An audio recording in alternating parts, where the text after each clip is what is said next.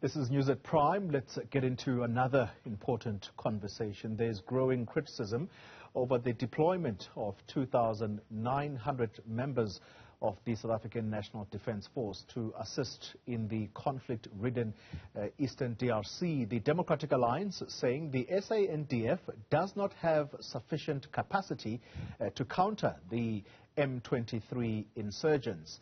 Now, the presidency says the deployment comes at a cost of 2 billion rand. Let's discuss this now, and we're joined by defense expert Dean Wingrin. Dean, good evening to you, and thank you for your time. I want to kick off the conversation with a tweet that you put out on the back of this announcement that members of the SANDF were being sent to the Eastern DRC, and you said the words, "This is an extremely worrying development in the DRC. Is South Africa able to deal with these type of threats?" Are you worried?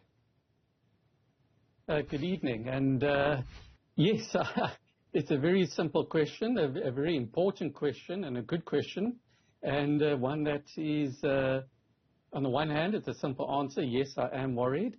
But I think it's a lot more complicated as to the reasons why. Well, you've got to expand on those reasons.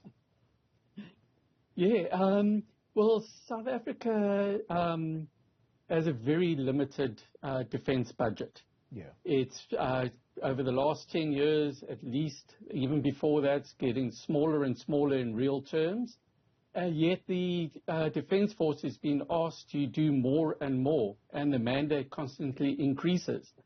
And there is just so much that you can do with a given budget. And certain capabilities is going to fall by the wayside. And at the moment, South Africa is part of the UN, what we call MONUSCO mission in the DRC. It's part of the UN and the Force Intervention Brigade. There's about 1,200 Defence Force members deployed there. There's another 1,500 deployed in Mozambique as part of the SADC mission to fight Islamic State in the Cabo Delgado and province in northern Mozambique. Yeah. On top of that, you've got about 15 companies of troops. That's roughly 2,700 soldiers deployed on Operation Corona, which is safeguarding South Africa's borders. And then, and if that was not enough, you know, the president has now asked the army to deploy 900 soldiers to protect Eskom power stations, and another 3,300 soldiers to combat the illegal miners, the so-called Zamas. So this is about 12,500 troops that have been sort of allocated. Not all of them will be deployed at the exact same time, but the vast majority are. And out of a total infantry force of about 14,000, 14,000 troops, you know, you still need troops for rotation, you need troops in training. And it is certainly not sustainable. And then you bring in aspects of support for these troops. Yeah. The Air Force particularly has been decimated by funding in the last few years. And the absolutely critical airlift and fire support capacity that they need in Mozambique, that they need in the DRC, is just not available. And where it is available, is not available in sufficient quantities. And as a result, South African troops have died.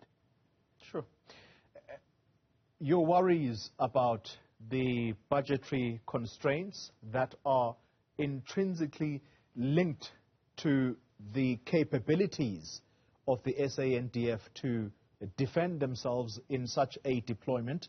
Your tweet, Dean, was linked to an article which suggests that elements of Rwanda's army are supporting or is supporting the M23 rebels in Eastern DRC. Why did you point out, or why was it important for you to link that tweet to this news article? Because I think this is where the deeper sense of worry comes from. That's right. Well, the DRC is a very difficult country to do combat operations in. It's very mountainous, it's thick jungles and so on. And particularly in the area of the Eastern DRC, North Kivu and South Kivu provinces, there's estimated to be about 120 rebel groups. And as if that was not enough, the main one is N23. They are purportedly supported by Rwanda. Rwanda denies this, but I think it's pretty common cause that Rwanda supports this.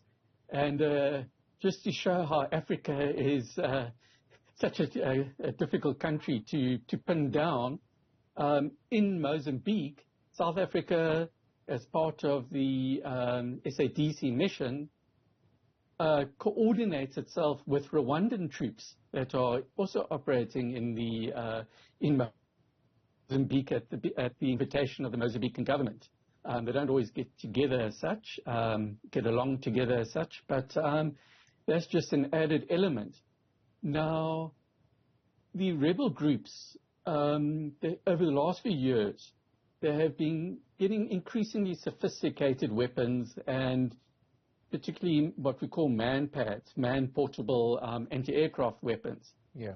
But in the recent weeks, the UN has actually seen at least one instance, of a large-wheeled surface-to-air missile system that was actually, and a missile launched, was launched at a UN-operated pilotless drone that was there on reconnaissance mission. Yeah. And this is a serious escalation on the side of Rwanda in arming M23. And it's a very sophisticated system. And so one wonders, has M23 been trained in it, or is it actually Rwandan troops that are manning it inside the DRC? So let's get then to the nub of the question, and that is that based on what you have just said, this missile that was fired by the M23, does that suggest that this rebel group is now possibly being armed for your conventional warfare? And is your worry that South African troops, are they up to the task of defending themselves against such? Precisely. Exactly a year ago, in February last year, a South African Oryx helicopter that was flying towards Goma, which is the provincial capital of the North Kivu province and where the South African troops are based, that came under fire from a sniper. And the flight engineer was actually killed, and the aircraft commander was injured. And it was just through the excellent piloting of the crew that they managed to land the helicopter safely.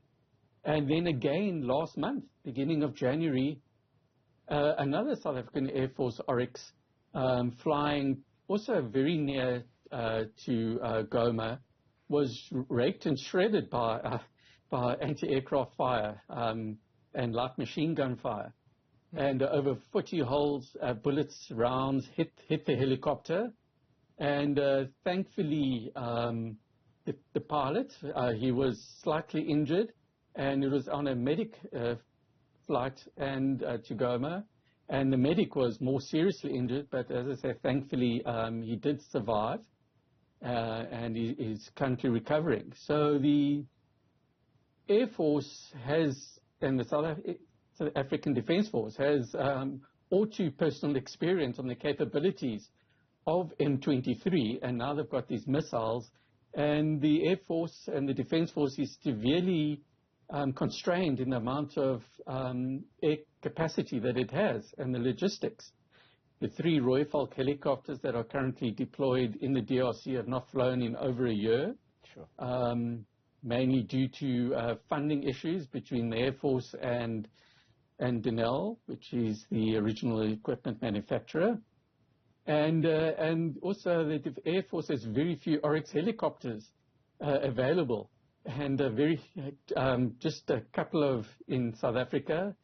Of the 5 that are currently in the DRC, I think only 2 are about airworthy, and even now one has 1 or 2. The airworthiness standard is debatable. Just the nature of aircraft that they are temperamentally mechanical, and they can just suffer breakdowns as well. Yeah. So without the air cover, the South African troops in the DRC and are severely at risk, because there's no Rooivalk to provide air cover and to provide cannon fire and missiles at any forces that might threaten the South African soldiers and the other SADC soldiers. And also, should they get any troops injured, they'll have difficulty flying them out and undertaking medevac because of the shortage of the Oryx helicopters. Dean Wingrin, let me thank you very much for your time, painting a very gloomy picture there.